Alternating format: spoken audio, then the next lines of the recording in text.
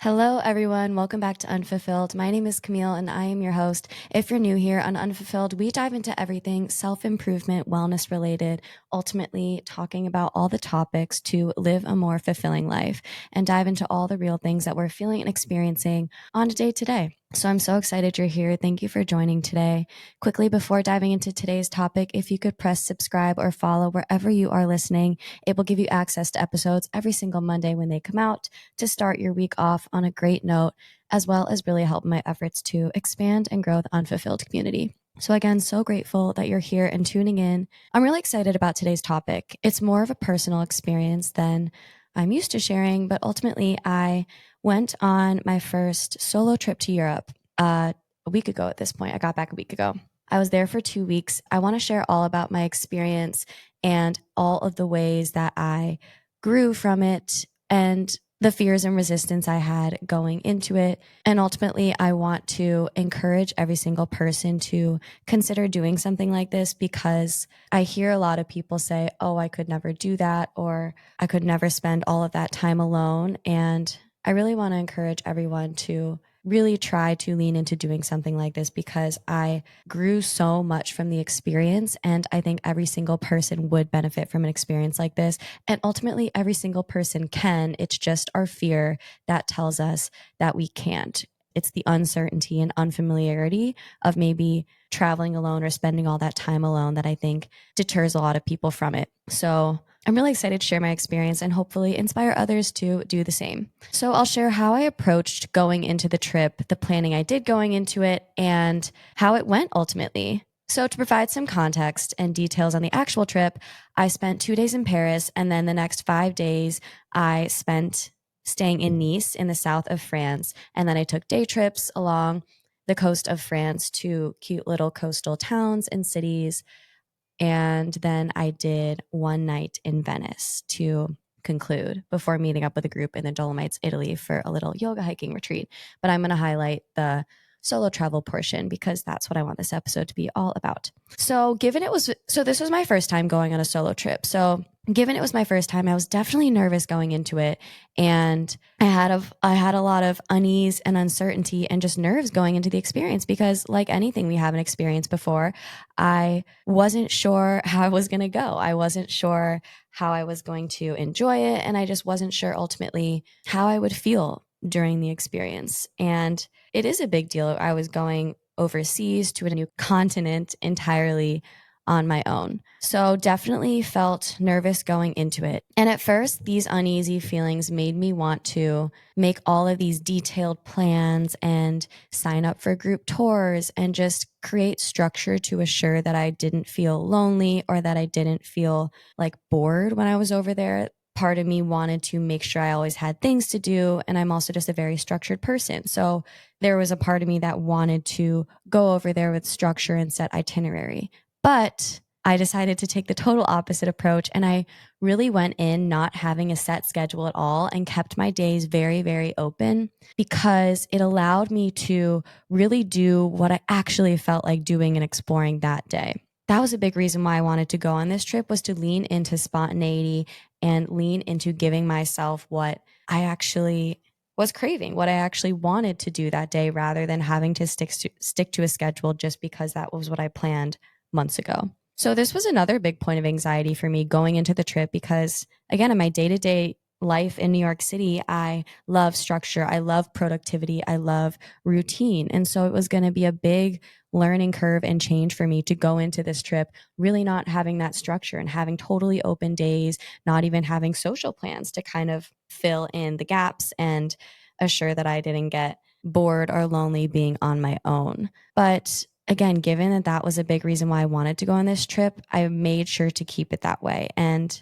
I even signed up for a bike tour to go to Versailles one day in Paris. And then I kind of had this feeling like, why am I signing up for that? It's an entire day with this tour group. I don't actually want to do that. I almost just felt like I should do something like that. So I ended up canceling it. And I'm very glad that I did. So I wanted to keep it this way because it was great practice to let go of control and just allow myself the gift and joy of asking what I wanted and needed throughout each day and throughout my trip rather than just going by a set schedule, if that makes sense. So I think it was the part of me that was nervous and fearful of being lonely and nervous of having that open structure rather than having set things to do. And it was that fear that was pushing me to create more structure, to avoid those feelings of uncertainty or discomfort in slowing down and being by myself. So when I realized that it was that fear that was urging me to create that structure, I decided to not do that, because the whole point is to grow. And I grew a lot from the spontaneity portion of it. And the truth is, too, I have realized from past trips, I don't always really enjoy trips where you just cram in all of the tourist attractions. How many museums are we going to see? Like, how many sites can we see in one day? It kind of just ends up being exhausting. And half of the time, I just do it to do it, and I don't actually enjoy it. And so, because I know that about myself, I went into this trip really with the intention of just wanting to embrace the culture, walk around the cities and towns, sit in cafes, people watch, and just see where it took me and go with the flow. I really didn't go into this trip with the intention of cramming in touristy sites and museums and learning all about the history, just because that was not what I wanted out of the trip. And so the open schedule just really served me on this trip. But there's nothing wrong with going and doing the touristy things. It all just comes down to, what do you want out of your solo trip? And for me personally, I wanted to go slow down and just be and just enjoy, because I don't think I let myself do that enough in my day-to-day life in New York City. And I don't think a lot of us do. So that was more my intention going into the trip. And to sum it up, it went really, really great. Like, it couldn't have really gone better in my mind. And again, I wasn't sure how it was going to go going into it. I live alone in New York City and I'm used to spending time alone, but it is very different living alone and spending some time alone in your day-to-day life versus going overseas to an entirely new place, entirely new culture, not knowing anyone, and having 8 full days to myself. To me, that was going to be a very different thing. But I really, really loved my time over there. And I loved the freedom that the approach that I described of having the open schedule really provided me during my time, because it really allowed me to lean into just being present and tuning into what I wanted to do in that moment, rather than just being on autopilot and going through the motions of a checklist or whatever. And I actually didn't find myself feeling lonely or uncomfortable or bored at all. I just really enjoyed just taking it all in. And I did end up cramming my days, not cramming my days. I did end up really filling my days with exploring, and I saw a lot throughout the day, and I was on the go. I walked around a ton, but it wasn't an on the go where I felt the pressure of, oh, I'm stressed, I'm late, or I have so much to do, I need to cram it all in. It wasn't like that. I was very happy with how I made the most of every single day. And it was like a slow pace, but I felt like I still got to see a lot every single day without it feeling stressful or required at all. So that summarizes kind of how I went into it and how it went. And ultimately, I think it was my favorite trip I've ever been on. And I don't think it's because of the place as much as I love France. I think it is one of my favorite countries now to visit, but it was my favorite trip because I've never gone on a trip where I didn't have to go with the flow of whoever I was with, whether it be family or friends or a boyfriend. I was able to go on this trip and do entirely whatever I wanted to do. And it was so amazing. I didn't have to people please. I didn't have to do things that I didn't want to do because I was entirely on my, just provided me this sense of happiness, fulfillment, and peace. And it was just really, really great in that regard. So I think that's what made it definitely my most memorable and happiest travel experience so far. So I want to dive into some lessons that I learned while solo traveling and things that I want to share with all of you to hopefully inspire future solo travels of your own and mindset shifts and advice if you do plan a solo trip in the future. So the first thing is, so when I was over there, one of the books that I read is The Art of Spending Time Alone. And one of the messages in this book, something that I really love that I want to share, whatever we want to do with someone else, we can do it with ourselves, and we should do it with ourselves. And I really had this mindset the entire time I was over there. Let's say you want to try a new restaurant. Why are you waiting for someone to be free to go with you? Why don't you go by yourself. Take yourself on a date there. Or if you want to try a new activity, if you want to start a new project, join a sports team, go on a solo trip, whatever it is that you want to do, this book really reminds us that we can do it by ourselves. And in doing it actually by ourselves, we gain this sense of confidence and self-worth and self-compassion and appreciation for what we can do without needing permission or needing to wait for anyone else. I really loved that message, and I really tried to remind myself of that in all that I wanted to do over there, because there's certain things that people just think that you need someone else to do something with, but you really don't. So that's the first message I want to share, that whatever you want to do with someone else or whatever you think you can't do alone, you can and you should. And I think it's important to also note that we can start small here. It doesn't have to be going on an 8-day solo trip to Europe. It was just something I was ready for and something that I've been really wanting to do for a while. But again, I've also lived alone for a couple years at this point. I have taken myself out to multiple dinners. I go to coffee shops alone all the time. But I think you need to just assess and say, okay, where am I at with how comfortable I am spending time alone? Maybe I start by going to a coffee shop or going to take myself to dinner and just start to practice being alone in smaller ways, and then work your way up to solo travel. But all is that to say is, whatever you think you can't do alone or whatever you think you need someone else to go do, you can absolutely do it alone. And the more that you lean into practicing doing those things alone, the easier and less uncomfortable it feels. And I do have an episode all about the art of spending time alone and why solitude is strength. So I can link that in the show notes. I really love that message and episode. The next thing that I learned on my trip is that it's the connections and the interactions with people along the way that make something like a trip so special, especially solo travel, because the connections you have with strangers is really the only connections that you're experiencing. So I met a lot of people that I connected with and talked and had conversation with throughout my 8 days solo traveling. And this was one reason why I also didn't feel like I was alone, is there's people that I'm constantly surrounded by that I could talk to and just have even like small talk with. So I didn't really actually feel lonely because I made an effort to talk to people throughout my days. So you really don't have to feel alone when you recognize that you're surrounded by people and you can hear their interesting stories and just be open to learning and gaining something from a conversation with them. And so this was one of my favorite parts of the experience for sure, is just connecting with really interesting people from all over the world with new perspectives. And you're open to hearing people's stories and you stay curious about learning something from them, it opens our minds to gain a new perspective and be more open-minded and hear inspiring stories and just get inspiration and perspective to incorporate into our own lives. So I really leaned into having conversations with people whenever it felt natural and whenever I felt like I encountered someone that I just wanted to start talking to. I really didn't shy away from that. And I actually wrote down notes of every single person that I met along my travels that I had meaningful conversations with. And I wrote down what we talked about and what I might have like gained or learned from that encounter. And I do think it's important to document these things if you're on like a big solo trip, or if it's just something you want to remember. I think it's really helpful to write these things down, because when I go back and read through the names and what we chatted about, I think it'll just take me right back to that experience. And these interactions and connections with people were a huge part of my experience over there. I just heard really lovely stories about how couples met or where someone grew up from across the world that was entirely different than how I grew up, advice from older people I encountered, or just like a good day trip to go on, whatever it may be. I gained so much from my connections and interactions.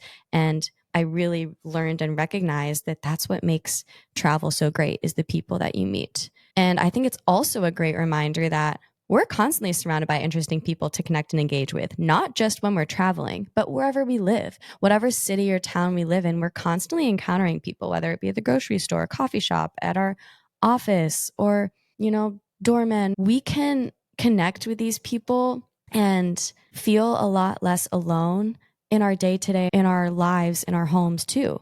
We don't have to wait until we're across the world on a solo trip or just traveling at all to start to try to meet interesting people and connect with strangers. I think people forget to show kindness and curiosity and engage with strangers when we're in our routine, because we're so stuck in our ways when we're home and in our routine, and we're like, oh, why would I, make an effort to talk to new people if I have my family and friends here and that's enough? The more we're open to connecting with people and gaining new perspective by hearing someone else's story or just learning something from someone else when you have even small talk, I think it makes us a lot more open-minded and feel less isolated too, because it's not just from family and friends where we can feel connection in the world. So that was a huge lesson I've learned, and I hope it inspires you to make small talk, whether you're traveling or whether you're just home in a coffee shop, whatever. Just start to talk to people and notice how it opens your mind, and you might learn something really interesting or just hear a really cute story, and it might make your day. Another lesson I learned is that life and travel is just about the small things and experiences. It's not the big, grandiose events. Do you want to know my true favorite part of my travels? It was all the small things. It was my daily croissant. It was my flat white coffees in the morning while I listened to music or journaled. It was walking down the streets of Paris or one of the coastal towns in France and romanticizing my life by listening to French music and just taking it in and just like walking slowly. It was people watching, sipping on a glass of wine while looking at the sunset. It wasn't going to the Eiffel Tower or going to like a big concert. Not that I did any of these things on my trip, but it's not the big things. It's not going to the Louvre and seeing the Mona Lisa. At least to me, the joy comes from all the small moments. And that's true in our everyday lives too. It's our daily cups of coffee, or it's our little interactions with coworkers or friends. It's like the little things that give us joy. That's what makes travel and life so great. So genuinely, like my favorite memories of the trip are like sitting at the coffee shops or like my little solo dinners, enjoying my glass of wine.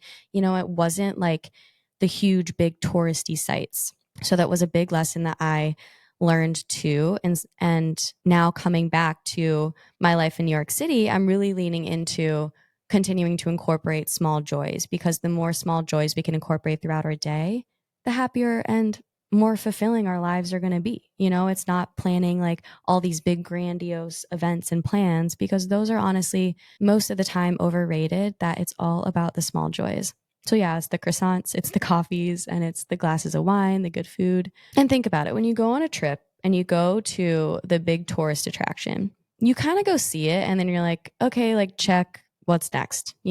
So to me, I just recognized that that's not what travel's about. At least to me, it's not what travel's about. But I think a lot of us need that reminder that we don't have to go and just check the box. We can just incorporate small joys and have a wonderful, wonderful time. So this leads to my next lesson, which is there are no shoulds or shouldn'ts. And shout out to Kate Bursky, who I did an interview with a few weeks back, who honestly gave me this advice that I brought with me and tried to incorporate every single day on my trip, is there are no shoulds. And it was such a necessary reminder, because we're shoulding ourselves. That sounds funny. Shoulding ourselves every single day. We say, oh, I should do this or I shouldn't do that. And they're just ingrained in us and we live by them. But I really leaned into reminding myself that there are no shoulds or shouldn'ts. And it allowed me to feel a lot more free to, again, do whatever I actually felt like doing, whatever actually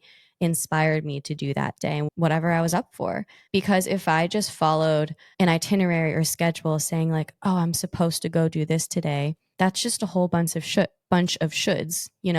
And living that way, I feel like, is living out of obligation, rather than when I say, okay, I'm not going to do this because I should, I'm going to do this because I want to. I think that's what gave me a lot of happiness and fulfillment on this trip, is there were no shoulds or shouldn'ts. And so it allowed me the freedom and possibility to actually just do whatever. And then on the flip side, I didn't have to do anything that I didn't want to do. Sometimes I would catch myself thinking about doing something only to realize that it was just to say that I did it or like check the box. And then when I realized that I didn't actually want to do it, it was more just like a should, I pivoted and I was like, actually, I don't really want to do that. I'm going to do this because that's what I actually want. Another way I learned to embrace the shouldn't is spending money on myself. I really went into this trip with the intention of practicing spending on myself without judgment or without feeling guilt or without saying, oh, I shouldn't.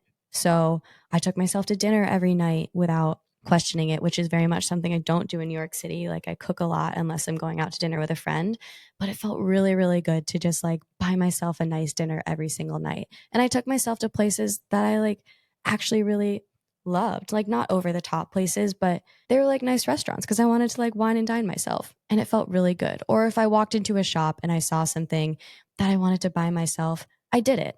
I didn't say, oh, I shouldn't. I really don't need that. I shouldn't spend on myself. I really leaned into this idea that there's no shoulds, there's no shouldn'ts. And it just felt really, really good.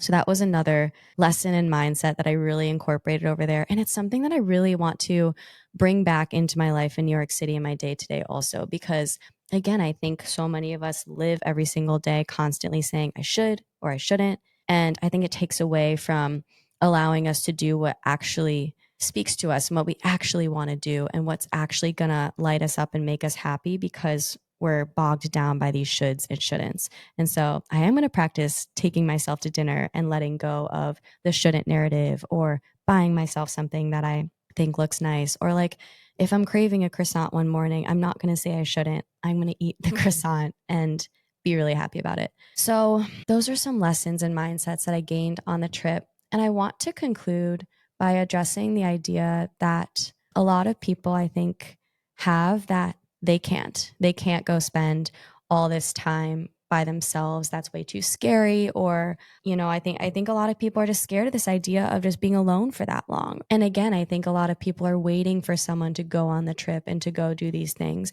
And I really just want to say every single person can go solo travel. And I think every single person should. And again, I don't think it has to be like an entire week. Like start by taking yourself to dinner alone or going to a coffee shop alone and then work your way up. But spending this time by yourself and doing something like this for yourself, I can say has been like my favorite life experience so far. And I think that I know that I gained so much confidence from it. I gained so much self-love from it. And yes, it's an experience that seems scary and seems like it might feel uncomfortable and intimidating. And there's a lot of resistance because of those fears. But on the other side of it, when you actually go experience it and let go of the fear behind it and truly just embrace being on your own, traveling and living life entirely for yourself, it's so fulfilling. And it brought me so much joy and so much growth and confidence and self love. And I can't say enough how much I hope that you all give it a chance or at least start to consider and work your way up to going on a solo trip. I think at least once in life, it's really important for everyone to experience. So that's my solo travel. If anyone has questions on it, I would love to chat more about it. And I'm already like, where am I going solo next? It was so much fun. And again, I just feel like I have a whole new perspective on life from even just like the small interactions and just from feeling so proud of myself for going and taking myself on an experience like that. And I just learned so many small things along the way. And hopefully this inspires you as well. So thank you so much for tuning into Unfulfilled today. I'm so grateful that you're showing up for yourself and a part of this community. Share this with a friend who might need to hear this message about solo travel or might need that little nudge or these mindset shifts. And I'll see you all again soon on your journeys to becoming more fulfilled.